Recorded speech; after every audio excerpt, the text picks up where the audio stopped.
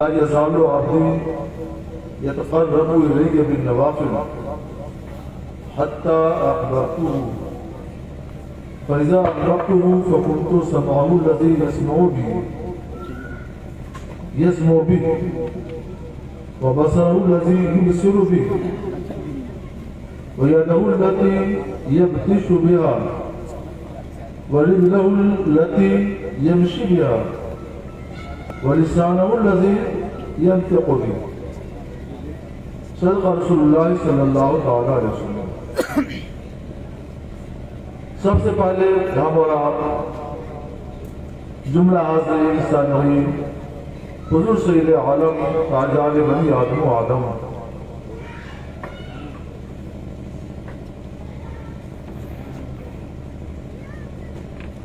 حضور سید عالم نبی امی فدا و ابی امی جناب احمد مصطفیٰ محمد مصطفیٰ صلی اللہ علیہ وسلم کی بارگاہ دیکھت پناہ میں بلند آواز سے درود پاک کا ہدیہ پیش کریں.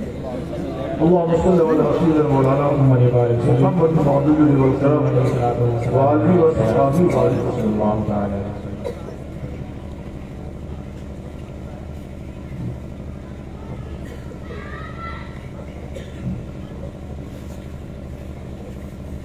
کوئی 4 سال پہلے میں ادھر سے گزر رہا تھا. مسجد کا مینار دیکھا، عصر کا وقت تھا تو اس گاؤں میں حاضر ہو چکا ہوں. عصر کی نماز پڑھی. جو لوگ ملے مجھ سے گاؤں کے حالات پوچھے، پھر میں بنارس کے لیے روانہ ہوا اور آج اس کے بعد دوبارہ میں حاضر ہوا. مجھے خوشی ہے کہ میں آج اپنے احباب اہل سنت و جماعت سے روبرو ہوں اور ہم آپ اور ہم ایک دوسرے کی باتیں سننے، سنانے، سمجھنے اور سمجھانے کے لیے یہاں موجود ہیں. یہ ہماری اور آپ کی سب کی خوش بختی ہے اور نیک بختی ہے کہ تاجدار اولیاء حضور سیدنا الشیخ محی الدین عبدالقادر جیلانی رضی اللہ تعالیٰ عنہ یہ دنیا عقیدت کے ساتھ غوث اعظم کہتی ہے اور ہم بھی آپ کو غوث اعظم مانتے ہیں. ان کا اور ولیوں کا ذکر پاک سننے سنانے کے لیے حاضر ہیں. ہماری آپ کی جماعت یہ اہل محبت کی جماعت ہے. ایک مسلم یونیورسٹی علی گڑھ میں ایک مرتبہ میں خطاب کے لیے حاصل ہوا تو سب کا تعارف بڑے بڑے الفاظ سے ہوا اور میرے تعارف کے لیے بہت مختصر لفظ. امام حسن نے کہا کہ اب میں ایک ایسے شخص کو بلانے جا رہا ہوں جن کا تعلق اس جماعت سے ہے جس کا ایک نعرہ ہے، جان ہے عشق مصطفیٰ، روز وضو کرے خدا، جس کو وہ درد کا مزہ نازے دوا. سبحان اللہ سبحان اللہ. میرا نام بھی نہیں لیا تو اس تعارف کے ساتھ میں ہی وہاں پہ سمجھا جا سکتا تھا. تو ہم لوگ اہل محبت ہیں، اہل عشق ہیں. انبیاء سے ہی محبت کرتے ہیں، اولیاء سے محبت کرتے ہیں، غوث پاک سے محبت کرتے ہیں. اور انشاءاللہ اسی محبت کے صدقے اللہ تعالیٰ ہماری دنیا بھی کامیاب فرمائے گا اور عقبہ بھی کامیاب فرمائے گا. ہمارے عزیز ملک ہندوستان میں جب اولیاء اللہ تشریف لائے تو انہی کی برکتوں سے یہاں اسلام آیا اور اسلام پھیلا اور انہی کی برکتوں سے علم آیا اور دنیا علم کی دولت سے مالا مال. وہ علم بھی لائے، علم کی دولت بھی لائے اور اسلام کی نعمت بھی لائے. دونوں حضرات لے کر دنیا یہ سمجھتی ہے کہ یہ اولیاء اللہ عبادت، ذکر الہی، دعا درود تسبیح میں اپنا وقت گزارتے ہیں. صحیح ہے، لیکن ساتھ ہی ساتھ یہ حضرات اپنے وقت کے بڑے زبردست اور بڑے جلیل القدر بلکہ بے مثال عالم دین ہوا کرتے ہیں۔ ہم ان کا ایک تعارف کرائیں گے۔ ایک بزرگ کا واقعہ ہے کہ ایک صاحب ان کے پاس حاضر ہوئے اور عرض کیا کہ قرآن پاک میں اللہ تعالیٰ فرماتا ہے الم ترى ان اللہ یسجد لہ من فی السماوات و من فی الارض، کیا تمہیں معلوم نہیں کہ اللہ کے لیے آسمان والے بھی سجدہ کرتے ہیں، زمین والے بھی سجدہ کرتے ہیں۔ والشمس والقمر والنجوم والجبال والشجر والدواب، اور سورج بھی سجدہ کرتا ہے، چاند بھی سجدہ کرتا ہے، ستارے بھی سجدہ کرتے ہیں، پہاڑ بھی سجدہ کرتے ہیں، اور درخت پیڑ پودے بھی سجدہ کرتے ہیں، اور سارے چوپائے بھی سجدہ کرتے ہیں۔ وہ صاحب کہنے لگے حضرت جب سب سجدائی کرتے ہیں تو سجدے کی کیفیت کیا ہے؟ انہیں بتایا کیا؟ انہوں نے آپ کہا کہ آسمان والے تو فرشتے ہیں، ان کا سجدہ سمجھ میں آتا ہے، وہ اپنے والے ہیں، وہ سمجھ بوجھ والے ان کو سجدہ کرتے ہیں، فرشتے بھی سمجھ میں آتا ہے۔ زمین والے انسان ہیں، یہ سجدہ کرتے ہیں، یہ بھی سمجھ میں آتا ہے۔ لیکن سورج، چاند، ستارے، پہاڑ اور پیڑ پودے اور چوپائے، سارے چوپائے، ان کے سجدے کیا مطلب؟ یہ لوگ کیا سجدہ کرتے ہیں؟ ہم تو نہیں دیکھتے کہ لوگ کبھی سجدہ کرتے ہوں۔ تو وہ ایک بزرگ تھے ولی اللہ، لیکن ان کے جواب میں علم کے دریا لہرا رہے ہیں۔ انہوں نے فرمایا دیکھو سورج سجدہ کرتا ہے، چمکتا چمکتا رہتا ہے، عالم کو روشنی بکھیرتا رہتا ہے، لیکن جب سجدہ کرنا ہوتا ہے تو مغرب طرف جا کر جھک جاتا ہے۔ یہ اس کا سجدہ ہے۔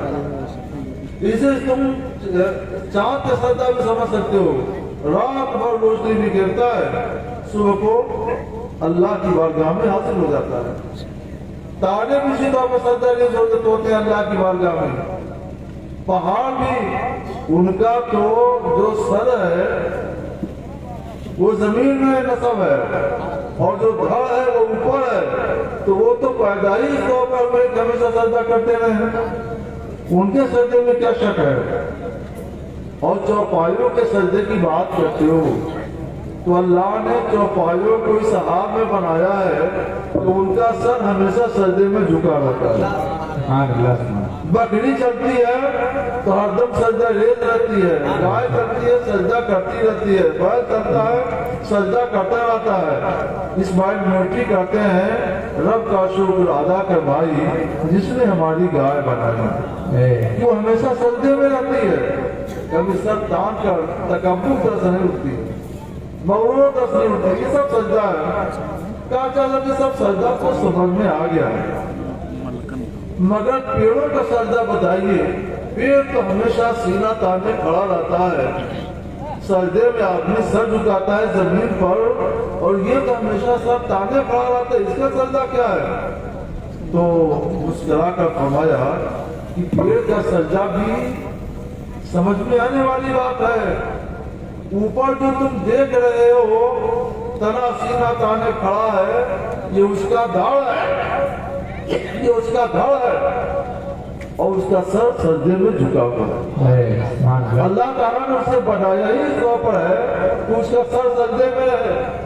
تو چند سے سمجھائیے، ہمارے سنو، یہ درخت کو تم اوپر سے کاٹو، ایک شاخ کاٹ دیا، دو شاخ کاٹ دیا، اوپر سے کاٹتے چلے جاؤ برابر آڑی سے، پیڑ زندہ رہے گا، لیکن جیسے ہی جڑ سے کاٹو گے تو پیڑ گر جائے گا اور مر جائے گا، سوکھ جائے گا۔ تو پتا چلا کہ جب تک ہاتھ پاؤں کاٹا جاتا ہے آدمی زندہ رہتا ہے، سر کاٹ دیا جاتا تو آدمی مر جاتا ہے، وہی ہاں پیڑ کا بھی ہے، اوپر سے کاٹتے جاؤ تراشتے جاؤ کوئی فرق نہیں پڑتا ہے، لیکن زمین سے کاٹ دو تو مر جاتا ہے۔ تو پتا چلا کہ اوپر جو نظر آ رہا ہے اس کا دھڑ ہے، اور نیچے جو زمین میں دھنسا ہوا ہے گڑا ہوا ہے اس کا سر ہے۔ تو وہ تو ہمیشہ سجدے ہی میں، اللہ نے پیدائش کا وقت کیا کہ ہمیشہ سجدہ کی ضرورت ہے۔ تو یہ ہے اولیاء اللہ، وہ دیکھنے کو بڑے صوفی ظاہری دیوار گزار ہوتے ہیں لیکن اپنے وقت کے بہت بڑے عالم ہوتے ہیں اور بے مثال عالم ہوا کرتے ہیں۔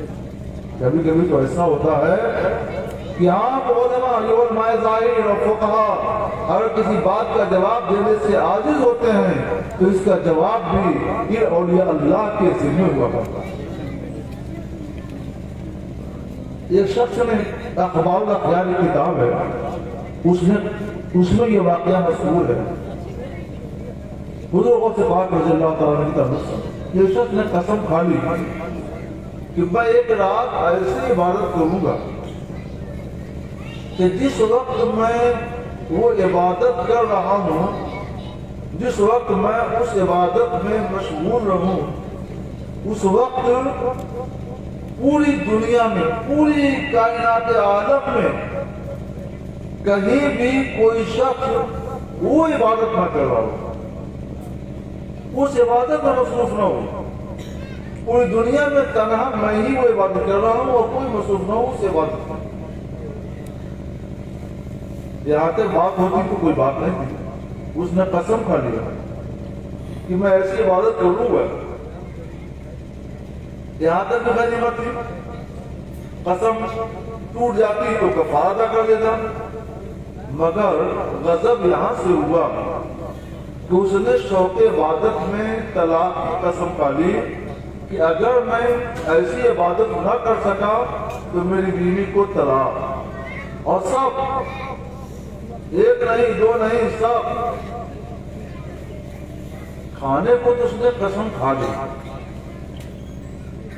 مگر اب دلی دن میں سوچ کر حیران ہو رہا ہے، پریشان ہو رہا ہے، اس کا کوئی حل ہے بھی کیا کہ ایسا مسئلہ ہو گیا ہے، تم ایسے قسم کھائی جس کا کوئی حل نہ ہو۔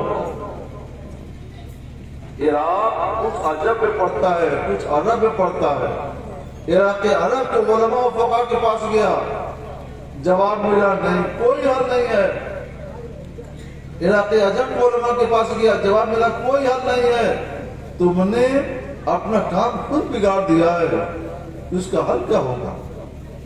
کسی نے پتہ بتایا کہ ابھی مایوس ہونے کی ضرورت نہیں ہے، ابھی نا امید ہونے کی ضرورت نہیں ہے، تم چلے جاؤ حضور پیرانے پیر غوث اعظم دستگیر رضی اللہ تعالیٰ کی بارگاہ میں، ہمیں امید ہے کہ بارگاہ غوثیت میں آپ سے تمہارا مسئلہ حل کر دیا جائے گا۔ وہ حاضر ہوا غوث اعظم بمنے بے سر و ساما مدد، غوث اعظم بمنے بے سر و ساما مدد، قبلہ دی مدد کعبہ ماں مدد۔ فرماتے ہیں حضور غوث اعظم کیا بات ہے، کیسی مدد چاہتے ہو؟ تو بتایا حضور میں نے یہ قسم کھا لی شوق عبادت میں، اور اس کا حل کوئی سمجھ میں نہیں آیا، میں نے عراق کے سارے علماء سے رابطہ کیا، فقہ سے رابطہ کیا، عجم کے عراق سے، عرب کے عراق سے، ہر جگہ سے یہی جواب ملا ہے، خود کرتا رہا علاج نہیں، تم نے اپنا کام خود بگاڑا ہے، اس کا کوئی علاج نہیں۔ حضور آپ سب کی دستگیری کرتے ہیں، آپ سب کی مدد فرماتے ہیں، اس گناہگار کی مدد فرما دیجیے۔ سرکار غوث پاک فرماتے ہیں اس قدر پریشان ہونے کیا بات ہے، تمہارے مسئلے کا آسان حل موجود ہے۔ اس کے چہرے پر خوشی کی لہر دوڑ گئی کہ الحمدللہ الحمدللہ کوئی حل نکل آیا۔ فرماتے ہیں سنو، تم خانہ کعبہ چلے جاؤ اور وہاں طواف کرنے والوں سے کہو کہ میں نے ایسی ایسی قسم کھا رکھی ہے، آپ لوگ مہربانی کیجیے تھوڑی دیر کے لیے آپ لوگ ٹھہر جائیے تاکہ میں تنہا عبادت کروں۔ تم تنہا طواف کر لوگے تو تمہاری قسم بھی سچی ہو جائے گی، تمہاری بیوی بھی بچ جائے گی۔ سمجھے اس کا مطلب؟ اس کی تشریح یہ ہے کہ پوری دنیا میں کعبہ صرف ایک جگہ ہے، مکہ شریف، اور کہیں نہیں ہے، اور طواف خانہ کعبہ کا ہی کیا جاتا ہے۔ خانہ کعبہ کے چاروں طرف چکر لگانے کا نام عبادت کی نیت سے اس کا نام طواف ہے۔ تو حضور غوث پاک یہ بتانا چاہتے ہیں کہ جس وقت تم تنہا خانہ کعبہ کا طواف کر رہے ہوگے اس وقت ساری دنیا میں یہ عبادت تم ادا کر رہے ہوگے اور پوری دنیا میں اس عبادت میں تمہارا کوئی شریک نہیں۔ سبحان اللہ سبحان اللہ۔ قسم بھی سچی ہو جائے گی، بھی بچ جائے گی، ہلاک ہونے کیا بات ہے۔ غوث اعظم بامانے بے سب سما مدد قبلہ دی مدد کعبہ امام مدد۔ سبحان اللہ سبحان اللہ۔ ابھی حضور غوث پاک رضی اللہ تعالیٰ عنہ جب ریاضت و مجاہدہ کی منزلوں سے گزر رہے تھے، ایک جنگل میں تھے، کتنے دن گزر گئے، نہ کھانا ملا نہ پانی ملا، پریشان ہو گئے، دعا کی تو الحمدللہ ایک بدلی آئی اور بدلی سے کوئی چیز گری، سفید برف کی طرح سے، اس میں دودھ کی طرح سے شربت تھا اور اسے پیا، بھوک بھی چلی گئی، پیاس بھی چلی گئی اور سیراب۔ اور اللہ کے کرم سے کوئی بعید نہیں ہے، اللہ چاہے تو تھوڑے میں بہتوں کو سیراب کر سیراب ہو گئے۔ اس کے تھوڑی دیر کے بعد ایک روشنی نمودار ہوئی اور اس روشنی میں سے آواز آتی ہے عبد القادر۔ حضور غوث پاک کا نام تھا عبد القادر رضی اللہ تعالیٰ۔ سنو، میں رب ہوں اور میں نے تمہارے لیے جتنی چیزیں حرام ہیں سب کو حلال کر دیا۔ تم بہت اونچے مرتبے پر پہنچ گئے ہو، اب تمہارے لیے ساری حرام چیزیں حلال کر دی گئی۔ حضور غوث پاک نے سوچا کہ یا اللہ یہ کون ہے، کیسی روشنی ہے، یہ کیسی بات میں سن رہا ہوں۔ یہ علم تھا حضور غوث پاک رضی اللہ تعالیٰ عنہ کا جس نے ان کو فوراً بچا لیا۔ یہ بنا ہوتا تو وہ گمراہ ہو جاتے ہیں۔ حدیث پاک میں فقیہ واحد اشد علی الشیطان من الف عابد، ایک فقیر شیطان پر 1000 عابدوں سے زیادہ بھاری ہے، کیونکہ ایک شیطان 1000 عابدوں کو بہکا سکتا ہے، گمراہ کر سکتا ہے، مگر 1000 شیطان مل کر بھی ایک عابد فقیر کو، ایک عالم دین کو گمراہ نہیں کر سکتا۔ وہ شیطان تھا، گمراہ کرنے کے لیے آیا تھا، دیکھا روشنی جگمگا رہی ہے، سوچا کیا معاملہ ہے، غور کیا کہ رسول گرامی وقار جناب مصطفیٰ صلی اللہ علیہ وسلم کے لیے اللہ نے فرما دیا ہے الیوم اکملت لکم دینکم واتممت علیکم نعمتی ورضیت لکم الاسلام دینا۔ اے محبوب، میں نے آپ کے لیے آپ کا دین مکمل کر دیا۔ جب دین آتی رسالت وہی مکمل ہو گیا تو جو چیز حلال ہونی تھی حلال ہو گئی، جو چیز حرام ہونی تھی حرام ہو گئی۔ اب کوئی حلال چیز حرام نہیں ہو سکتی اور کوئی حرام چیز حلال نہیں ہو سکتی۔ یہ کہہ رہا ہے کہ میں نے تمہارے لیے ساری حرام چیزوں کو حلال کر دیا، جس کا مطلب یہ ہوا کہ کوئی فرشتہ نہیں ہے، جس کا مطلب یہ ہوا کہ رجال غیب سے نہیں ہے، جس کا مطلب یہ ہوا کہ یہ شیطان لعین ہے۔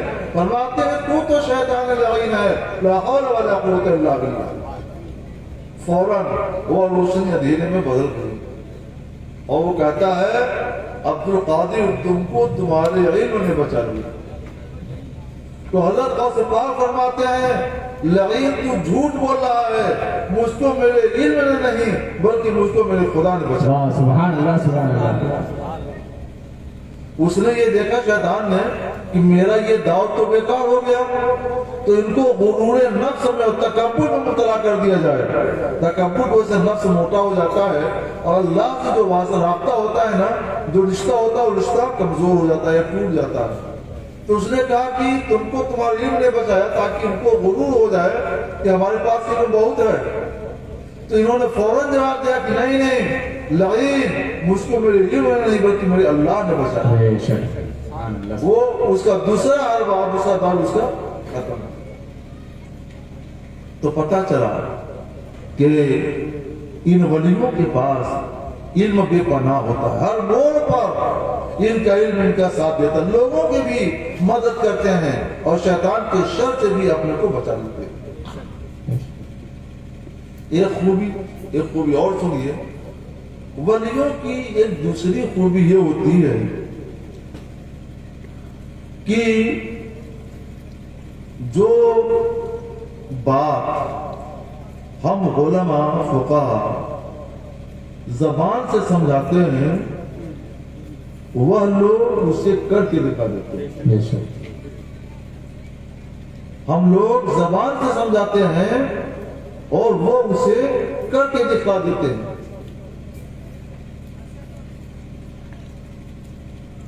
یہ ایک بہت بڑا فرق ہے علماء ظاہر میں، علماء باطن میں، اور علماء میں اور اولیاء اللہ میں۔ ایک مثال سنیے، نفحات العون صلاح اللہ تقص، یہ بڑی اہم کتاب ہے تصوف کی، اس میں یہ واقعہ درج ہے اور دوسری کتابوں میں یہ واقعہ موجود ہے کہ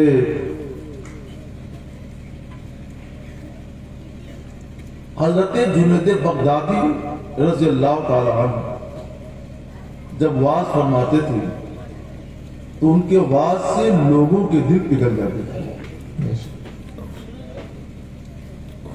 جو غیر مسلم ہوتے تھے متاثر ہو کر اسلام قبول کر لیتے تھے، اتنا اثر ہوا کرتا تھا ان کے آواز میں۔ وہ اس بات کی سچی تصویر تھے کہ دل سے جو بات نکلتی ہے اثر رکھتی ہے، پر نہیں طاقت پرواز مگر رکھتی ہے۔ یہ جگہ یہودیوں کی آبادی میں ان کا آواز ہوا، وعیدی زیادہ تھے، اور روز صاحب یہودی مسلمان ہو رہے ہیں، آج 100 200 اور کل 1000 2000 مسلمان ہو رہے ہیں، روز روز تعداد بڑھتی رہی۔ ایک بہت بڑا عالم تھا یہودی زبردست، اس نے سوچا کہ ان کے واعظ کا اثر ختم کرنا چاہیے، تو اس نے ایک تدبیر کی، بہت بڑا عالم تھا یہودیوں کا، اس نے عالموں کا، مسلمان عالموں کا لباس پہنا، جبہ وغیرہ، جبہ دستار وغیرہ، اور بیچ مجمع میں بیٹھا تھا، کھڑا ہو گیا جس وقت حضرت غوث بغدادی کا بات چل رہا تھا کہ حضور ایک مسئلہ میرا بھی سمجھا دیجیے۔ کیا واعظ روک دیا، پوچھا کیا ہے، بولو۔ تو وہ فرماتے ہیں، وہ کہتا ہے کہ پیارے نبی صلی اللہ علیہ وسلم کی حدیث ہے، اتقوا فراست المومن فإنه ينظر بنور اللہ، مومن کے نور ایمان سے بچو کیونکہ وہ اللہ کی نور سے دیکھا کرتا ہے۔ تو حضور ایک مومن کے پاس وہ کون سا نور ایمان ہے جسے ڈرنے کے لیے رسول اللہ صلی اللہ علیہ وسلم نے سب کو حکم دے رکھا ہے کہ مومن کے نور ایمان سے بچو کیونکہ وہ اللہ کے نور سے دیکھا کرتا ہے۔ وہ کون سا نور ایمان ہے؟ تو حضرت جنید بغدادی رضی اللہ تعالی نے فرمایا، سنو، وہ نور ایمان میرے پاس بھی موجود ہے، اس لیے اب میں تمہیں زبان سے نہیں سمجھاؤں گا، عمل کر کے پریکٹیکل طور پہ دکھاؤں گا۔ ہم سے اگر میں پوچھتا، ہماری علماء سے پوچھتا کہ یہی جواب دیتے کہ حدیث پر ہمارا ایمان ہے، مسلمان کے دل میں نور ایمان ہوتا ہے جس سے وہ دیکھا کرتا ہے، اس سے آگے ہم لوگ نہیں بڑھ سکتے تھے۔ لیکن یہ سوال پیش ہوا تھا ایک ولی کی بارگاہ میں، حضرت سید الطائفہ جنید بغدادی رضی اللہ تعالیٰ عنہ کی بارگاہ میں پیش ہوا تھا، تو انہوں نے بتایا کہ میں عملی طور پر اس کا جواب دوں گا، زبانی طور پر نہیں۔ یہ بہت اچھی بات ہے۔ تو فرماتے ہیں کہ تو مسلمانوں کے لباس میں، علماء کے لباس میں جبہ اور دستار پہن کر آیا ہے، میں دیکھ رہا ہوں تو یہودی ہے، تیرے سینے کے اندر کفر کی تاریکی پھیلی ہوئی ہے۔ ماما یہ بھی دیکھ رہا ہوں کہ میرے بات سے، میرے بیان سے میری نگاہوں کی تاثیر سے تیرے سینے کے اندر جو تاریکی تھی وہ چھٹتی جا رہی ہے اور وہاں پر نور ایمان کا اجالا پھیلتا جا رہا ہے۔ اس لیے سنو، تم اپنا یہ لباس اتارو، اپنا لباس پہن لو اور اب مشرف باسلام ہو جاؤ، کلمہ پڑھو۔ سبحان اللہ سبحان اللہ۔ یہ کیا کر جب اس کی طرف ایک تیز نگاہ ڈالی حضرت غوث پاک رضی اللہ، حضرت جنید بغدادی رضی اللہ تعالیٰ نے، تو فوراً بے ساختہ پورا اٹھا، اشہد ان لا الہ الا اللہ واشہد ان محمد عبدہ ورسولہ صلی اللہ علیہ وسلم۔ سمجھاؤ تو ہم بھی سکتے تھے، مگر ہمارا سمجھانا ہو اور ان کا سمجھانا ہو۔ ہم سمجھاتے زبان سے اور انہوں نے سمجھایا عمل کرتے۔ ایک حدیث ہے کہ بیوی سے اخلاق اور محبت کے ساتھ پیش، مضمون ہے حدیث پاک کا، اور اس کو بہت سیدھا نہ کرنے چلو۔ بیوی عورت تیری خوشی سے بنائی گئی ہے، بہت زیادہ سیدھا کرنے چلو گے تو توڑ دو گے، توڑنا طلاق ہے۔ مطلب یہ ہے کہ عورت اگر بد اخلاقی سے پیش آتی ہے، تیز زبان ہے، تو اس کی باتوں کو سن لو، صبر کرو۔ اگر ہمارے پاس کوئی حدیث پیش کرے تو ہم یہ سمجھائیں کہ صبر کر لیا کرو، تیز زبان ہے تو برداشت کر لو، وہاں سے ہٹ جاؤ، یہ کرتی بنائیں۔ مگر جب اپنے اوپر پڑتی ہے تو پھر معاملہ بگڑنے لگتا ہے۔ سب میں تابع برداشت کرنا، تابع برداشت، تحمل اور برداشت کی قوت جو ہوتی ہے نا، وہ اولیاء اللہ کی آواز ہوا کرتی ہے۔ برداشت کر جانا کسی بات کو، غصے کے موقع پر برداشت کر جانا، یہ ایک بے مثال قوت کی دلیل ہوا کرتی ہے۔ امام حسن مصطفیٰ رضی اللہ تعالیٰ کے بارے میں آپ لوگ ابھی منقبت سن رہے تھے۔ نور البیان شریف میں یہ واقعہ منقول ہے کہ ان کا خادم گرم گرم شوربے کا پیالہ لے کر ان کے پاس پہنچا، مگر کیا ہوا خدا کی شان کہ پیالہ اس کے ہاتھ سے چھوٹا اور حضرت امام حسن مصطفیٰ رضی اللہ تعالیٰ عنہ کے پیر پہ گر گیا، بدن پر گر گیا۔ کپڑا تو خراب ہوا ہی، ان کا گرم پیالہ تھا، گرم شوربہ تھا، ان کا بدن بھی جل گیا۔ نظر اٹھائی اور غصے سے غضب کی حالت میں دیکھا، غلام نے سمجھ لیا آج میری خیر نہیں ہے۔ وہ جانتا تھا کہ جب یہ لوگ، یہ اولیاء اللہ جب غصہ ہوتے ہیں تو قرآن پاک کی تلاوت کر دو، ان کا غصہ ٹھنڈا ہو جاتا ہے۔ تو کہتا ہے غلام، قرآن پاک میں والکاظمین الغیظ، غصہ پی جانے والے بڑے اچھے لوگ ہوتے ہیں۔ امام حسن مسکرا دیے، چلو جاؤ، میں نے غصہ پی لیا۔ کہتا ہے کہ اللہ تعالیٰ فرماتا ہے والعافین عن الناس، لوگوں کو معاف کر دیتے ہیں، فرمایا جاؤ میں نے معاف بھی کر دیا۔ دیکھا موڈ اچھا ہے، سازگار ہے، تو کہتا ہے کہ اللہ فرماتا ہے واللہ یحب المحسنین، اللہ احسان کرنے والوں کو محبوب رکھتا ہے۔ تو فرماتے ہیں جاؤ میں نے تم کو آزاد کر دیا۔ یہ ہے تحمل، یہ ہے برداشت، قوت برداشت اولیاء اللہ کا، کہ جرم کر رہا ہے، تکلیف پہنچا رہا ہے، اور انعام کیا مل رہا ہے اس کے بدلے میں؟ سزا نہیں مل رہی ہے، ڈانٹا نہیں گیا، پٹائی نہیں کی گئی، دربار سے نکالا نہیں گیا، بلکہ اس کو آزاد کر کے معزز انسانوں کی زندگی عطا کر دی گئی۔ یہ قوت برداشت۔ پڑھتے تو ہم بھی اس آیت کو ہیں، حدیث کو ہے، مگر صرف زبان سے سمجھا سکتے ہیں، عمل کر کے دکھانا یہ کام ہے اولیاء اللہ کا، یہ کام ہے امام حسن مصطفیٰ رضی اللہ تعالیٰ۔ ایک واقعہ یاد آیا، ایک بہت بڑے ولی اللہ گزرے ہیں، امام ابو الحسن قرطانی رضی اللہ تعالیٰ، بہت بڑے بہت پائے کے ولی اللہ۔ ان کی تعریف سنا ولایت کی ابو علی بن سینا نے، یہ اپنے وقت کا بہت بڑا فلسفی اور حکیم، کہا چلو زندگی میں ذرا ایک ولی اللہ سے تو ملاقات کر لیں۔ دستک دیا، کیا بات ہے؟ نسوانی آواز آئی، ارے امام خرقانی رحمۃ اللہ علیہ بسم اللہ ہے، اللہ کے ولی سے ملاقات کرنے کے لیے میں اتنا لمبا سفر کر کے آیا ہوں۔ تو ان کی بیوی بڑے کمال کی تھی، کہتی یہاں کہاں، یہاں کوئی ولی نہیں رہتا ہے، وہ بڑا مکار ہے، لوگوں کو پھنسائے رہتا ہے، وہ ولی نہیں ہے، کہاں چلے آئے تم بیوقوف بننے کے لیے، چلو جاؤ یہاں سے۔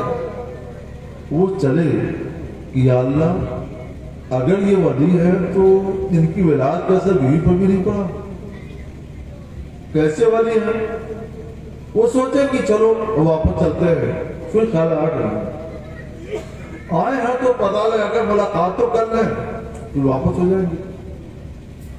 باہر نکلے تو ایک آدمی نے پوچھا کہ میں امام ابو الحسن خرقانی رحمۃ اللہ علیہ سے ملاقات کرنا چاہتا ہوں۔ تو اس نے کہا دیکھو وہ ایک شعر آ رہا ہے نا، اس پر ایک آدمی بیٹھا ہوا ہے، یہ وہی امام ابو الحسن خرقانی ہے۔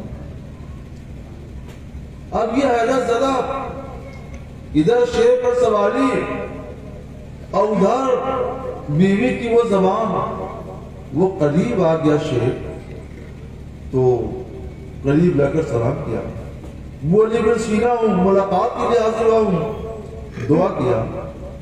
پوچھتے ہیں حضور آپ اتنے بڑے ولی اللہ کہ اللہ نے شیر کو آپ کے تابع فرمان کر دیا اور آپ کی بیوی آپ کے بارے میں ایسی بات کہتی ہے؟ مسکرانے لگے کہ اپنے اندر قوت برداشت پیدا کرو، بیویوں سے نرم روش اور نرم اخلاق کی عادت بناؤ۔ یہ رسول اللہ کا فرمان ہے، یہ اللہ کا فرمان ہے۔ میں اللہ کے فرمان کے آگے سر تسلیم جھکائے ہوئے ہوں۔ اور ابو علی بن سنو، میں نے رسول اللہ کی سنت پر عمل کرتے ہوئے اپنی بیوی کی بد زبانی کا کبھی لحاظ نہیں کیا، اس کی نافرمانی کا کوئی لحاظ نہیں کیا، تو اللہ رب العزت جل جلالہ نے شیر جیسے خوخار درندے کو میرے تابع فرمان کر دیا۔ اللہ سبحان اللہ۔ اگر سرکار کی سنت پر عمل کیا جائے تو کبھی کوئی اپنی بیوی کو طلاق نہیں دیا۔ ٹھیک ہے برا بھلا کہتی ہے، کوئی جاہل ہے الٹا سیدھا بولتی ہے، صبر کیجیے، طلاق نہ کیجیے۔ تو یہ بہت بڑی چیز ہے۔ ابھی جو میں نے حدیث پاک تلاوت کی ہے، پڑھی ہے، یہ بخاری شریف کی صحیح بخاری کی حدیث صحیح ہے۔ اس کا مضمون یہ ہے کہ اللہ تعالیٰ فرماتا ہے، رسول اللہ فرماتے ہیں کہ اللہ فرماتا ہے کہ بندہ فرائض سے زیادہ کسی محبوب چیز سے زیادہ میرا قریبی نہیں ہوتا۔ یعنی سب سے زیادہ میرے نزدیک جو چیز محبوب ہے اعمال میں وہ فرائض ہیں، اور فرائض کو ادا کر کے فرض نمازوں کو ادا کرے، فرض روزہ رکھے، فرض زکوٰۃ ادا کرے، فرض حج کرے، فرض کاموں کو ادا کرے، تو اتنا محبوب ہے یہ کام فرض کو ادا کرنا کہ میں اپنے جو بندہ میرا مقرب ہو جاتا ہے، قریبی ہو جاتا ہے۔ یہ تو قریب ہونے کا ذریعہ یہ ہے، اور اس کو میں کمال پیدا ہوتا ہے نوافل کے ذریعے۔ مثلا نوافل پڑھ رہا ہے، تہجد صلاۃ اللیل پڑھ رہا ہے، تہجد پڑھ رہا ہے، تو رات بھر پابندی سے پڑھتے جا رہا ہے، تو ان نوافل کے ذریعے وہ میرا قریبی ہوتا چلا جاتا ہے، مقرب ہوتا جاتا ہے وہ بندہ۔ فرائض کے ذریعے اور نوافل دونوں کے مجموعے سے تو میں اس کو اپنا محبوب بنا لیتا ہوں۔ سرکار فرماتے ہیں، اللہ فرماتا ہے فیضا احببتہ، جب میں اسے اپنا محبوب بنا لیتا ہوں تو میں اس کے کان ہو جاتا ہوں جس سے وہ سنتا ہے، اس کی آنکھ ہو جاتا ہوں جس سے وہ دیکھتا ہے، اور اس کے ہاتھ ہو جاتا ہوں جس سے وہ پکڑتا ہے، اس کے پاؤں ہو جاتا ہوں جس سے وہ چلتا ہے، اس کی زبان ہو جاتا ہوں جس سے وہ بولتا ہے۔ اگر کوئی مجھ سے اس کو پوچھے تو میں یہی کہوں کہ اس کا مطلب یہی ہے۔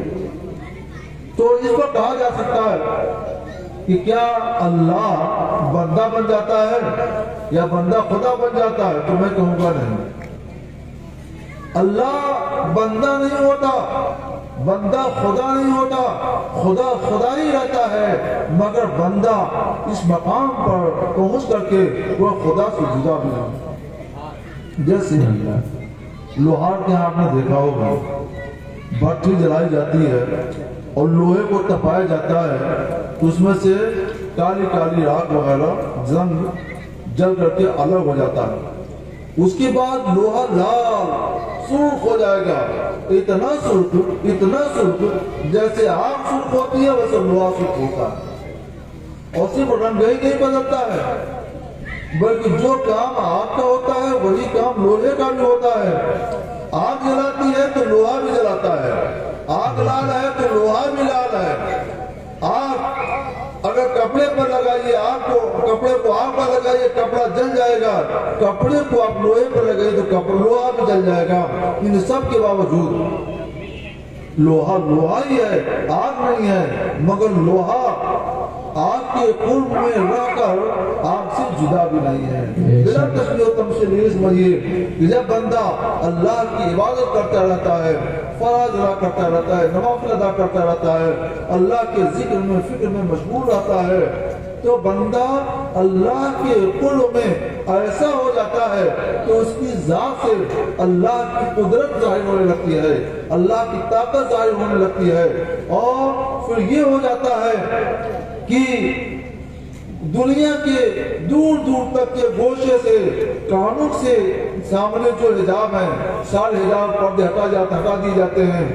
دور سے بھی سینکڑوں میل دور سے کوئی پکارتا ہے تو ولی اللہ اپنے کان سے باتیں سن لیتا ہے، سینکڑوں میل دور سے کوئی آواز دیتا ہے تو ولی اللہ اپنی آنکھوں سے اسے دیکھ لیا کرتا ہے، سینکڑوں میل دور سے اگر کوئی ہو اور اسے مدد کے لیے پکارے اور یہ ولی اپنی زبان سے کچھ کہہ دے تو اس کی آواز، اس ولی کی آواز اس تک پہنچ جایا کرتی ہے۔ اگر مدد کی ضرورت ہو تو ولی یہیں سے ہاتھ بڑھا دیتا ہے اور سینکڑوں میل دور پر جو ہے اس کی ہاتھ کو پکڑ کر اس کو دریا سے کشتی اور سمندر سے نکال لیتا ہے، پاؤں سے چلتا ہے اور چل کر کے پہنچ جاتا ہے۔ ہم سے کوئی پوچھے تو مطلب یہی بتائیں گے، لیکن اولیاء اللہ کی بارگاہ میں کوئی حاضری دے تو وہ کر کے دکھائیں گے۔ آئیے ذرا کچھ مثال اس کی بھی دیکھیں۔ ایک جگہ جنگ چل رہی تھی تو دشمن پیچھے سے لشکر اسلام کے پیچھے سے حملہ کرنا چاہ رہا تھا، اور حضرت عمر فاروق اعظم رضی اللہ تعالیٰ مدینہ منورہ میں بیٹھے ساری جنگ کا نظارہ کر رہے تھے، سینکڑوں میل دور سے مدینہ منورہ میں بیٹھے سارے جنگ کا نظارہ کر رہے تھے، دیکھ رہے ہیں کہ جنگ چل رہی ہے، وہ بھی دیکھ رہے ہیں کہ پیچھے پہاڑ کی طرف سے دشمن لشکر اسلام پر حملہ کرنے والا ہے، حملہ کر دیا تو پھر یہ بچ نہیں سکتے ہیں، وہی سے پکارتے ہیں یا ساریہ الجبل یا ساریہ الجبل یا ساریہ الجبل۔ سینکڑوں کو دور بڑھتے مدینہ منورہ میں حضرت عمر فاروق اعظم رضی اللہ تعالیٰ عنہ اور امیر لشکر تھے، ادھر محقامین آواد میں حضرت ساریہ کہتے اے ساریہ پہاڑ کی طرف آ جاؤ، اے ساریہ پہاڑ کی طرف آ جاؤ، اے ساریہ پہاڑ کی طرف آ جاؤ۔ یہ ہدایت ملی، جنہوں نے آواز سنی پہاڑ کی پناہ میں آ گئے اور لشکر کامیاب ہو گیا۔ سبحان اللہ سبحان اللہ، ہے نا کہ میں بندے کی زبان ہو جاتا ہوں جس سے بولتا ہے، گفتے اللہ کو ہے، گرچہ ترکوں میں عبداللہ کو ہے، وہاں سے بول رہے ہیں اور ہوا بس تھوڑی دور تک آواز پہنچاتی ہے۔ وہ کون سی طاقت تھی جو آواز کو وہاں سے لے کر سینکڑوں میل دور پہنچا رہی ہے؟ یہ خدا کی طاقت کا مظہر بن گئے تھے، اس لیے ان کی آواز مدینے سے چالو ہوئی اور ناآود میں آگے پہنچی۔ حضرت غوث پاک رضی اللہ تعالیٰ عنہ کا ایک واقعہ ہے کہ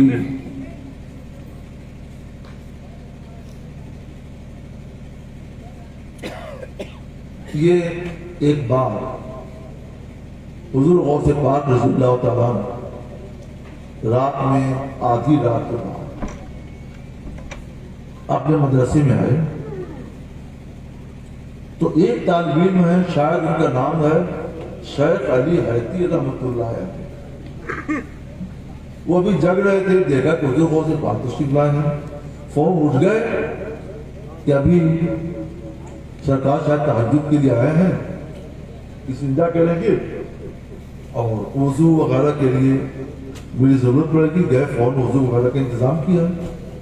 بس سرکار غوث پاک مدرسے سے واپس ہوئے، وہ تو ہر دم باوضو رہتے تھے نا، اور مدرسے سے باہر ہو گئے تو یہ بھی مدرسے کے باہر پیچھے لگ گئے۔ بغداد بہت بڑا شہر ہے، مگر چند منٹوں میں بغداد سے باہر نکل گئے، اور ابھی چند منٹ ہی گزرے ہو گئے، ایک بہت بڑا شہر نظر آنے لگا دور سے، اور دیکھتے دیکھتے یہ لوگ اس شہر میں پہنچے۔ شہر میں مختلف گلیوں سے گزرتے ہوئے ایک مکان کے پاس پہنچے، دستک دیا، اندر سے دروازہ کھلا تو کیا دیکھتے ہیں کہ وہاں ایک جنازہ رکھا ہوا ہے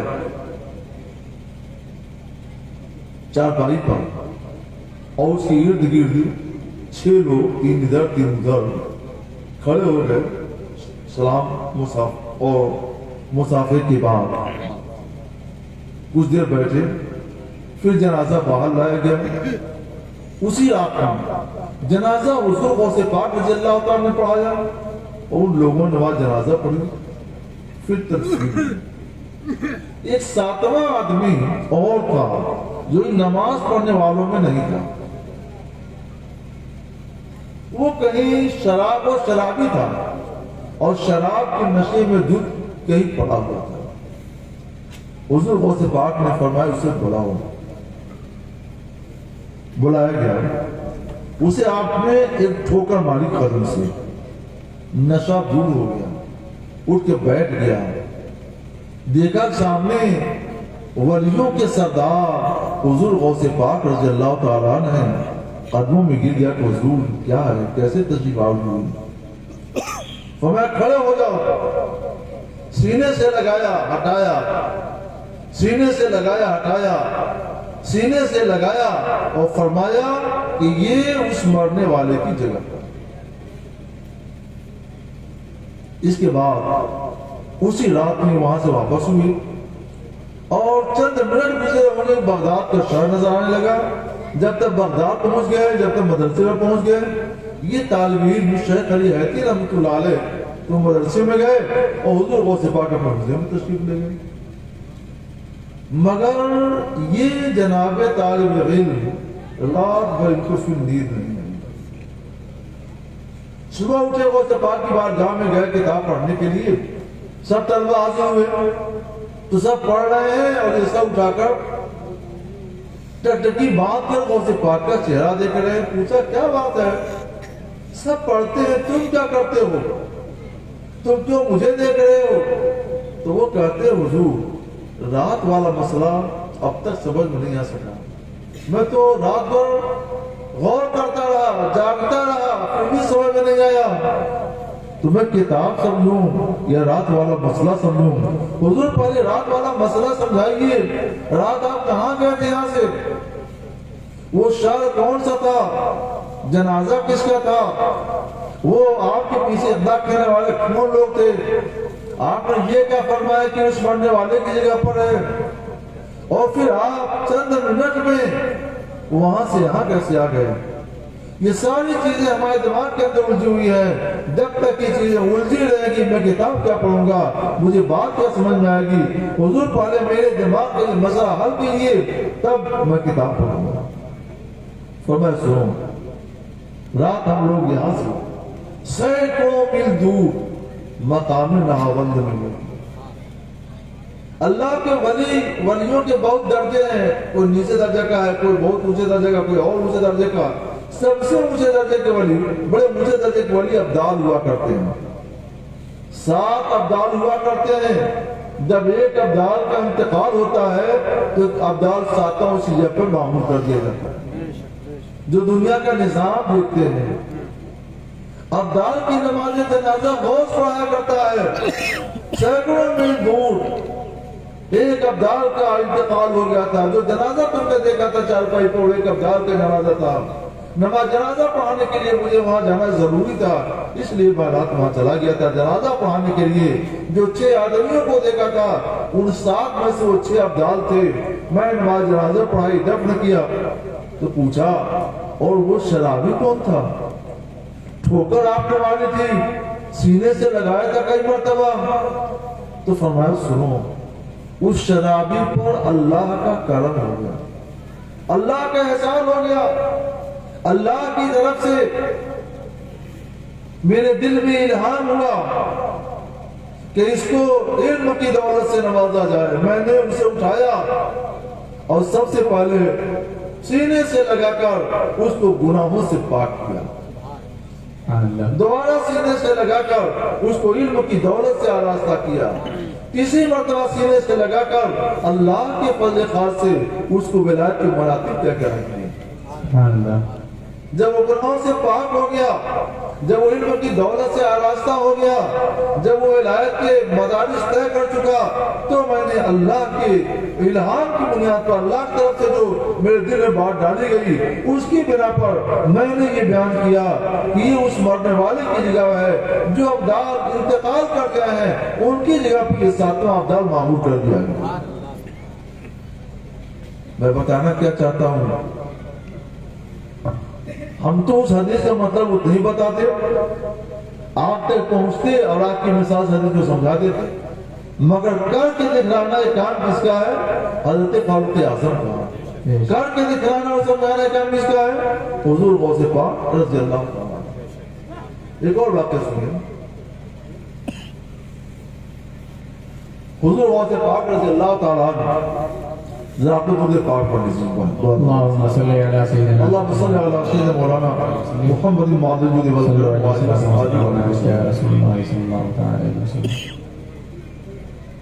حضور غوث پاک رضی اللہ تعالیٰ عنہ مسجد میں خطبہ دے رہے تھے، تقریر کر رہے تھے، بات فرما رہے تھے۔ ایک آدمی کو سنجے کی سخت حاجت محسوس ہوئی، اس نے ادھر ادھر دیکھا۔ اس وقت عام طور پر مسجدوں وغیرہ میں سب ضرورت کی چیزیں تو ہوتی نہیں تھی۔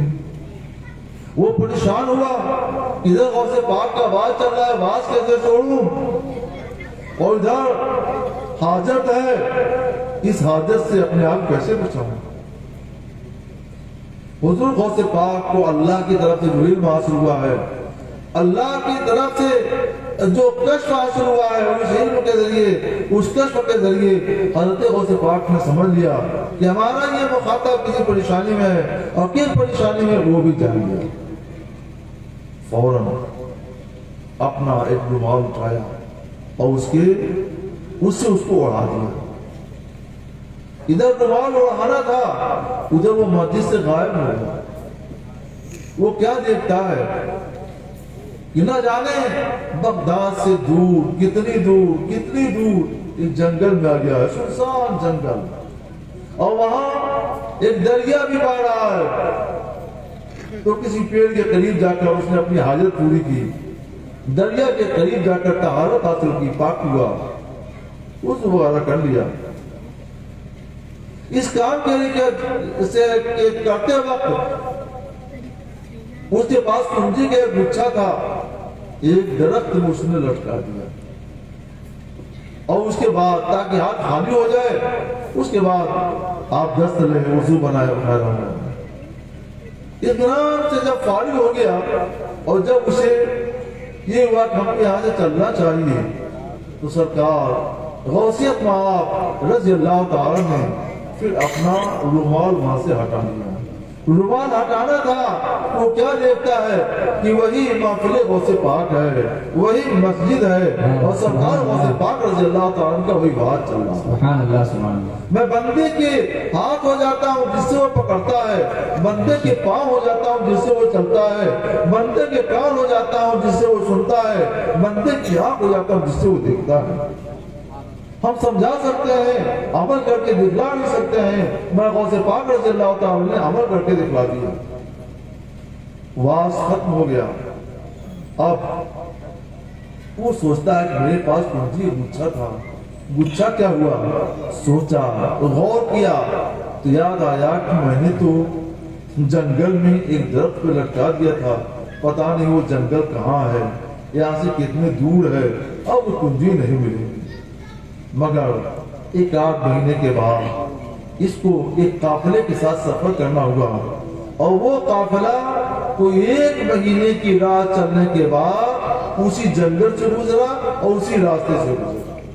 اس نے جب دیکھا تو دیکھا یہ تو وہی جنگل ہے، جب تک دریا نظر آیا یہ تو وہی دریا ہے، جب تک وہ پیڑ نظر آیا کہ اسی علاقہ تو آیا تھا، جب تک دیکھا کہ اسی پیڑ میں اسی کنجی کا گچھا بھی لگتا ہے۔ واہ سبحان اللہ سبحان اللہ۔ یہ شان ہے ولیوں کی، ہم زبان سے سمجھاتے ہیں اور وہ لوگ کر کے دکھاتے ہیں۔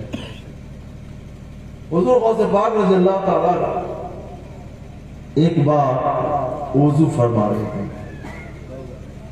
جب تک کسی نے مدد کے لیے غوث پاک کو پکارا، یا غوثا یا غوثا یا غوثا، اے غوث پاک مدد کیجئے، اے غوث پاک مدد کیجئے، غوث اعظم بمنے بے سر و سما مدد، قبلہ دی مدد، کعبہ امام مدد۔ سرکار غوث پاک کھڑاؤں پہنے تھے، کھڑاؤں اٹھائی اور چلا دیا ہوا میں۔ ہم آپ کھڑاؤں اٹھائیں تو کتنی دور وہ کھڑاؤں جائے گا؟ 10 میٹر 20 میٹر یہی جائے گا، کسی بات بہت طاقت ہو تو 40 میٹر جائے گا، اور کیا جائے گا؟ وہ کھڑاؤں سینکڑوں میل دور جا چلا گیا، دوسرا کھڑاؤں چلا گیا، وہ بھی پہنچ گیا۔ جو حاضرین مجلس تھے غوث پاک کے، انہوں نے وہ دن تاریخ نوٹ کر دیا کہ فلاں دن ہے، فلاں تاریخ ہے، فلاں وقت ہے۔ غوث پاک نے کھڑاؤں پھینکی اور پھر کھڑاؤں میں کوئی پتہ نہیں چلا۔ 3 دن کے بعد ایک قافلہ آیا اور اس نے حضور غوث پاک کی خدمت میں بہت کچھ نظر و نیاز پیش کیا، پوچھا یہ کیا بات ہے، تم لوگ یہ کیا لا رہے ہو؟ جب تک انہوں نے پھر انہی نظر و نیاز میں اپنے سامان میں سے وہ دونوں کھڑاؤں نکالا کہ حضور آپ کی امانت بھی ہمارے ساتھ ہے، یہ امانت بھی حضور قبول فرمائیے، یہ نظر و نیاز بھی قبول فرمائیے۔ تب لوگوں نے پوچھا آپ لوگ بتائیے کہ کیا معاملہ ہے، یہ کھڑا آپ لوگوں کو کہاں ملی ہے، آپ لوگ کون ہے، کہاں سے آ رہے ہیں؟ ان لوگوں نے بتایا کہ لوگ فلاں مقام سے آ رہے ہیں، ہمارا یہ قافلہ غلے اور مال کا قافلہ لے کے آ رہا تھا فلاں جنگل میں، جو یہاں سے 3 دن کی راہ پر ہے، ڈاکوؤں نے حملہ کر دیا، ہمارے مال چھین لیے، ہم نے اور لوگوں کو زخمی کیا، ہم نے دیکھا کہ ہمارے لیے بچنے کی کوئی راہ نہیں ہے سوائے اس کے کہ حضور اللہ کی بارگاہ میں حضور غوث پاک کو وسیلہ بنایا جائے اور حضور غوث پاک رضی اللہ تعالیٰ سے مدد طلب کی جائے۔ ہم لوگوں نے حضور غوث پاک کی بارگاہ میں مدد طلب کیا اور منت مان لی کہ ہم بچ گئے، ہماری جان بچ گئی، ہمارا مال بچ گیا تو ہم لوگ حضور غوث پاک سب سے پہلے حضور غوث پاک کی بارگاہ میں حاضر ہوں گے، نظر و نیاز پیش کریں گے، اس کے بعد آگے جائیں گے۔ جب تک ابھی ہم لوگ پکار رہے غوث پاک کو، غوث اعظم بمنے بے سر و ساما مدد، مدد کے لیے پکار رہے ہیں، ابھی ہم لوگوں نے منت مانی کہ جب تک کیا دیکھتے ہیں کہ ایک کھڑاؤں بڑی تیز رفتاری کے ساتھ آیا اور ڈاکوؤں کے 2 سردار تھے، ایک سردار کے سر پر تر حملہ شروع کر دیا، وہ ہلاک ہو گیا۔ جب تک کیا دیکھتے ہیں دوسرا کھڑاؤں آیا اور اس نے بھی تراتر حملہ شروع کیا، وہ بھی ہلاک ہو گیا۔ اب سارے قافلے وہ ڈاکو آ گئے کہ ہمیں معاف کر دیجئے، آپ لوگ لے لیجئے، ہمارے سردار چلے گئے، آپ لوگ اپنا مان لیجئے، معافی چاہتے ہیں، آپ لوگ جائیے۔ آپ لوگوں کا کوئی بہت بڑا حامی ہے، مددگار ہے، جس نے ہر موقع پر آپ لوگوں کی مدد کی ہے، تو چھوڑ دیا اور سارا وہاں دوڑ لے کے ہم لوگ حضور کی بارگاہ میں حاضر ہوئے۔ وہ کھڑاؤں بھی لیتے ہیں، ہم لوگوں کو یقین تھا کہ ہم نے مدد کے لیے پکارا ہے حضور غوث پاک رضی اللہ تعالیٰ عنہ کو، یقیناً غوث پاک نے اپنے کھڑاؤں کے ذریعے ہماری دستگیری فرمائی ہے۔ سبحان اللہ۔ ہم سے کوئی اس حدیث کا مطلب سمجھے تو ہم حدیثوں سے، ہم آپ کی مثال سے سمجھائیں گے۔ میں غوث پاک سے سمجھنا چاہوں تو کھڑاؤں پھینک کر سمجھائیں گے۔ میں بندے کا ہاتھ ہو جاتا ہوں جس سے وہ پھینک پکڑا کرتا ہے۔ کھڑاؤں پھینکا اور 3 دن کے راہ کے فاصلے پر قافلہ موجودہ گیا اور نشانہ کتنا چوک کتنا حضور نے شانا کہ اس کے سر پہ گرا جو قافلے کا سردار تھا، جو ڈاکوؤں کا سردار تھا، دوسرا کھڑا اس کے سر پہ گرا جو اس سردار کا نائب سردار تھا، اور دونوں کو ہلاک کر دیا۔ ایسا نشانہ ہوتا ہے ان بزرگوں کا۔ اس طرح کی کرامتیں، واقعات حدیثوں کے روزے میں سناتے رہے تو رات گزر، لیکن ہمیں اب ذرا اس بات کی طرف آنا چاہیے۔ درود پاک پڑھیے، اللہم صلی علی سیدنا مولانا محمد و آلہ وسلم، صلاۃ و سلام علیک یا رسول اللہ۔ ان ولیوں کو یہ مرتبہ کیسے ملا؟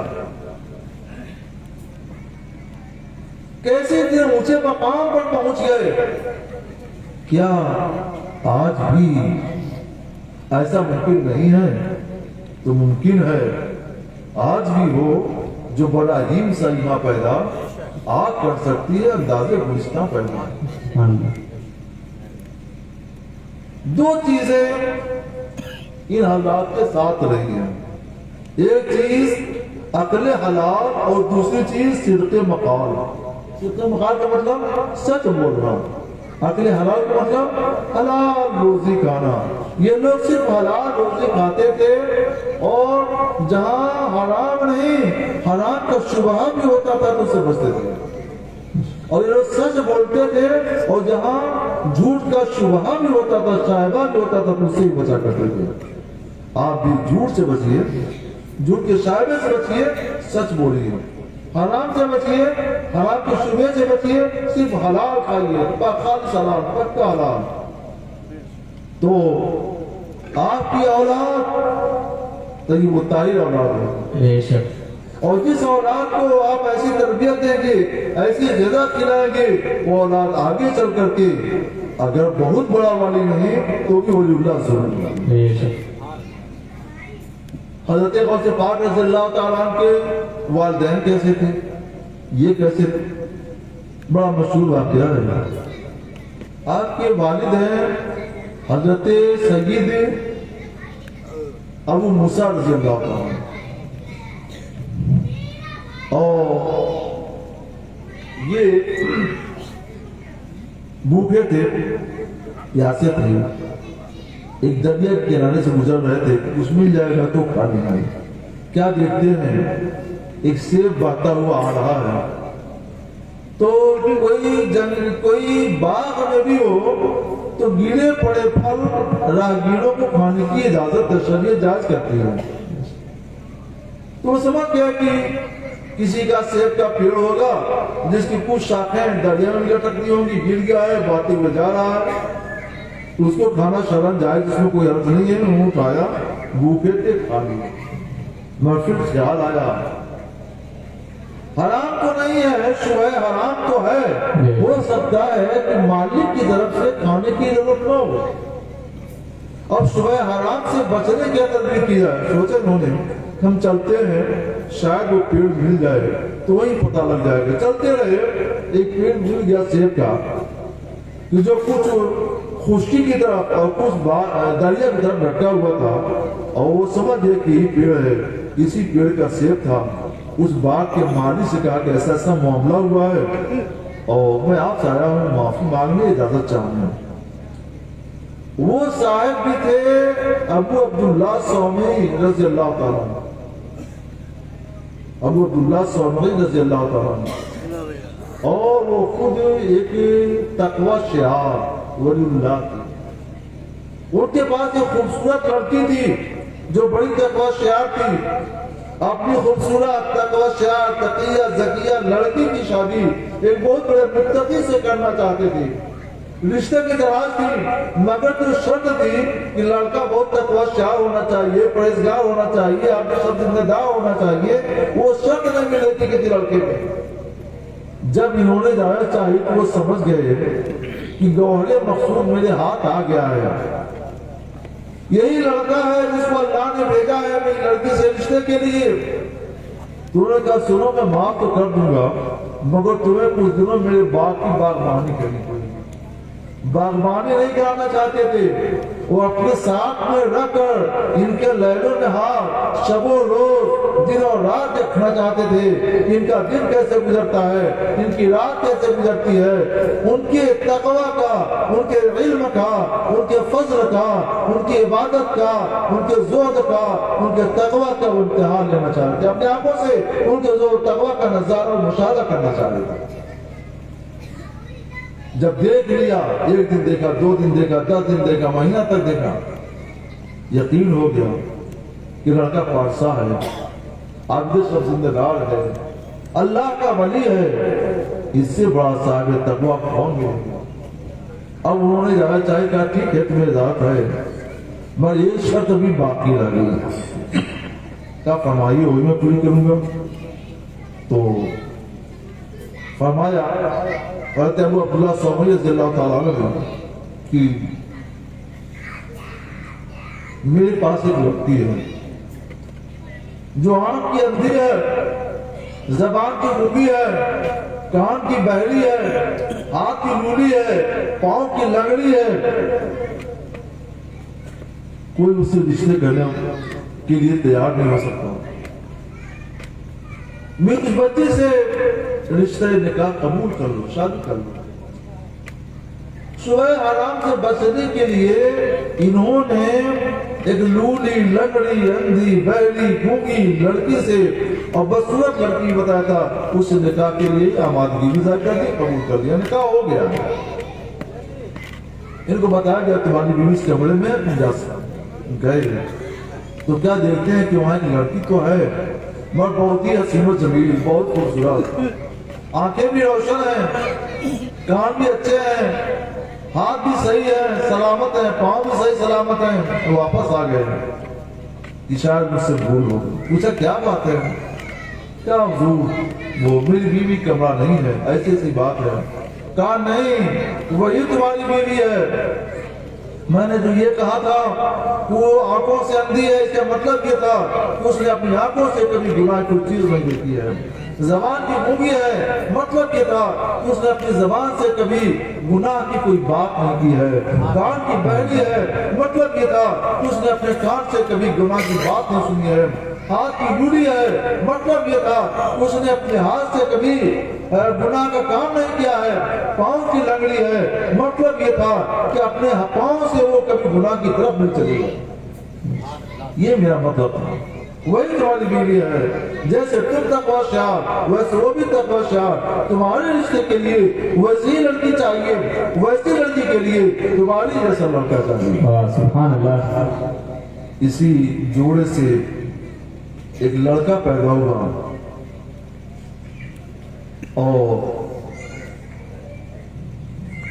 جیلان میں تعلیم حاصل ہو کر کے ایک بار عرض کیا والد تو جا چکے تھے دنیا سے والد ماشاءاللہ اعلیٰ تعلیم حاصل کرنے کے لیے مجھے بغداد کا سفر کرنا ہے اجازت دیجیے رسول اللہ کا علم حاصل کرنا چاہتا ہوں رسول اللہ کی سنتیں حاصل کرنا چاہتا ہوں طالب العلم فریضہ علم حاصل کرنا فرض ہے مجھے اجازت دیجیے والدہ نے ڈبڈبائی آنکھوں سے فرمایا بیٹا سنت رسول اللہ سیکھنا چاہتے ہو رسول اللہ کا علم سیکھنا چاہتے ہو علم نبوت حاصل کرنا چاہتے ہو تو جاؤ میری طرف سے شوق سے اجازت ہے مگر بیٹا کبھی جھوٹ مت بولنا اور 40 درہم دے دیے یہ تمہاری روزی روٹی کے لیے ہوں گی 40 درہم سے کیا کام ہوگا فرمایا کہ میں آخری دیار تمہارا کر رہی ہوں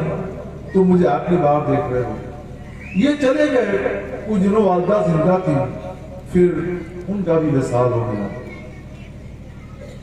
اور راستے میں ڈاکوؤں نے قافلے کو گھیر لیا مار لوٹ لیا ان سے پوچھا صاحب زیادہ تمہارے پاس بھی کچھ ہے کہا ہاں اس صدری میں 40 درہم ہے کھول کر دیکھا گیا تو واقعی وہی بات تھی تم نے سچ کیوں بتایا کہا میری ماں نے چلتے وقت کہا تھا کہ ہمیشہ سچ بولنا مجھے اپنی ماں کی بات یاد آئی اللہ کا خوف میرے دل میں گھر کر گیا اس نے میں نے سچ بول دیا डॉक्टरों के सरदार ने कहा इसके दिल में अपनी माँ का इतना अदब और एहतराम है कि उससे ज्यादा अदब एहतराम तो हमारे दिल में अल्लाह का होना चाहिए।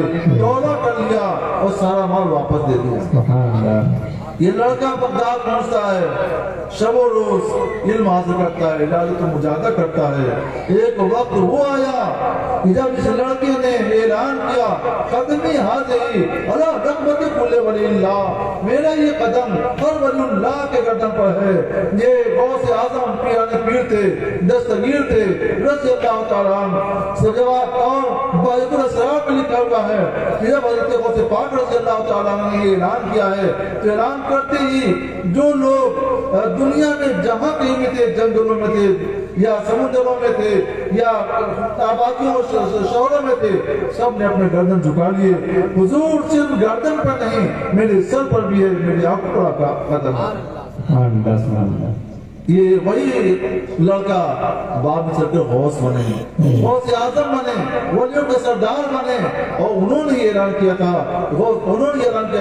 कदमी हाज़िरी अला रग़बत कुल्ले वलील्लाह, मेरा ये कदम हर वलीउल्लाह के गर्दन पर।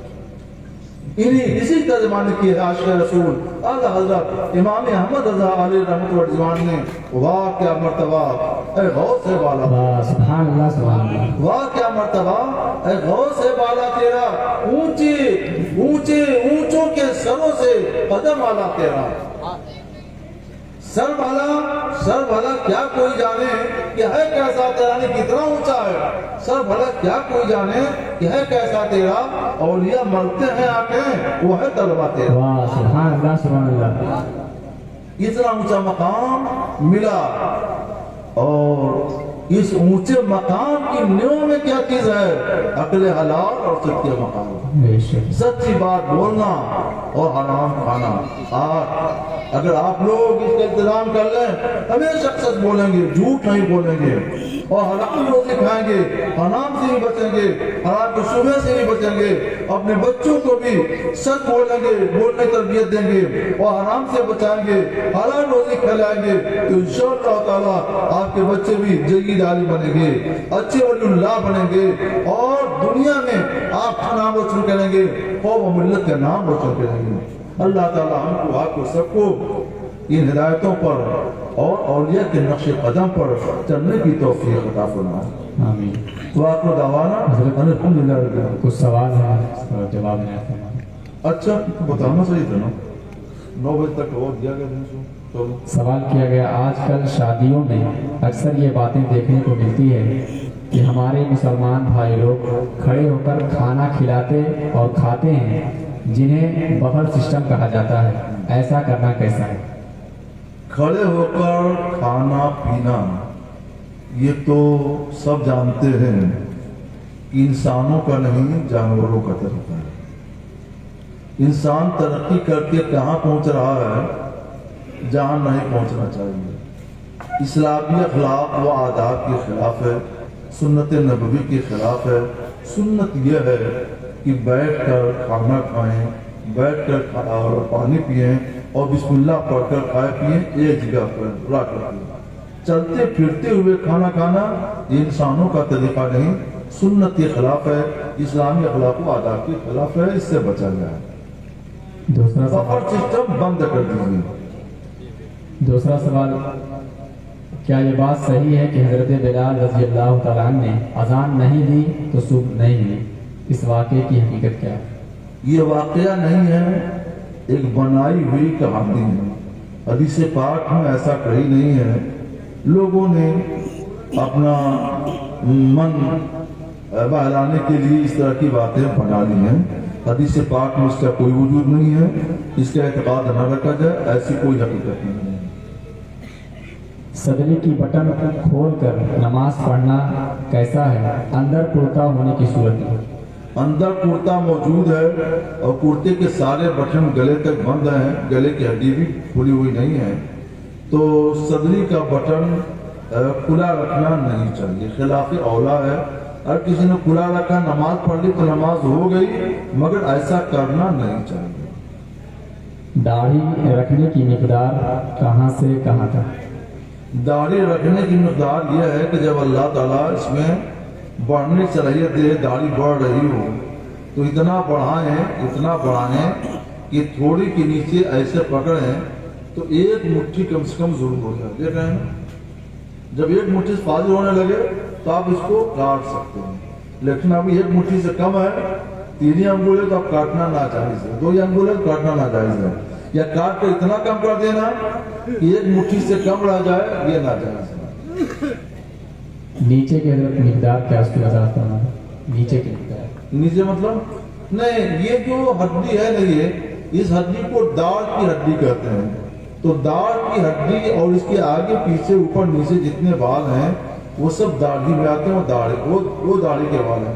और ये जो गले के नीचे है ना, ये तो गले का बाल, वो दाढ़ी में नहीं आता है, उसको कोई साफ कराना चाहे तो साफ करा सकता है। और यूं ही जब दाढ़ी बढ़ जाए, ज्यादा बड़ी भी नहीं रखना है, कुछ लोग इतनी लंबी रख देते हैं, इतनी लंबी कि बाप रे बाप देख के डर लगता है। तो ये दूसरे लोग होते हैं, तो इतनी लंबी भी न रखा कि चेहरा खराब लगे, डरावना लगे, बस इतनी लंबी जैसे हमने है ना कि हमने पकड़ लिया तो थोड़ी दाढ़ी बढ़ चुकी है, कोई फर्क नहीं है। आप काटना चाहे तो काट सकते हैं जो दाढ़ी है, मगर काटने वक्त ये बात की एहतियात रखिएगा, ऊपर से मत काटे, नीचे से। चंद लोगों का इज्तिमा हुआ, वहाँ कोई भी माशरा नहीं है, तो अगर कोई उन्हीं में नमाज पढ़ाए उसकी इमामत का क्या होता है? ये अफसोस की बात है कि आज हमारे पास इस तरह का सवाल आ रहा है। कल का आलम ये था, एक बुजुर्ग हैं, उनका नाम नहीं याद आ रहा है, तो बहुत बड़े आलिम थे और उनके पैदाइशी दाढ़ी नहीं निकली थी, तो उनके शागिर्द कहते थे काश अगर 20,000 दिरहम देने में भी दाढ़ी मिल जाती तो हम लोग खरीद के उनके चेहरे पर डालते। और आज ये है कि जमात है पूरी और एक भी दाढ़ी वाला नहीं है। ये अफसोस की बात है।